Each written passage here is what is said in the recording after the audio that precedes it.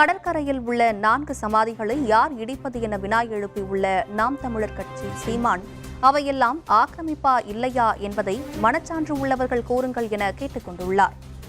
சென்னை அனகாபுத்தூரில் அடையாறு ஆற்றங்கரையோரம் நீர்நிலைகளை கைப்பற்றி கட்டப்பட்ட 500 வீடுகளை அகற்ற உயர்நீதிமன்றம் ஆணையிட்டதை அடுத்து இன்று 2வது நாளாக வீடுகள் அகற்றப்பட்டு வருகின்றன.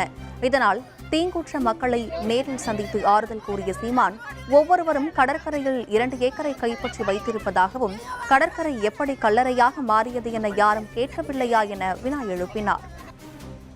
எங்க வாழ்விடம் இங்கே, வாழ்வாதாரம் இங்கே சார்ந்துதான் இருந்தது. எங்கள் பிள்ளைகள் இங்கே தான் படிக்கிறாங்க. இப்போ திடீர்னு ஒரே நாளில் தூக்கி வேறு இடத்துல கொண்டு போய் போட்டால் அது எப்படின்னு கேட்குறேன். இதெல்லாம் ஆக்கிரமிப்பு இடின்னு சொல்கிறீங்களே, கடற்கரையில் 4 சமாதி இருக்குது, அதை யார் இடிக்கிறது?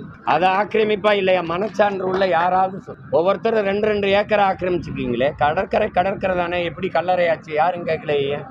உலகத்தின் தலை சிறந்த 2வது புகழ்பெற்ற கடற்கரை ஆஸ்திரேலியாவுக்கு பிறகு சென்னை மெரினா கடற்கரை. அது எப்படி சில பேருக்கு கல்லறையாச்சு? அதை யாரும் கேட்கல.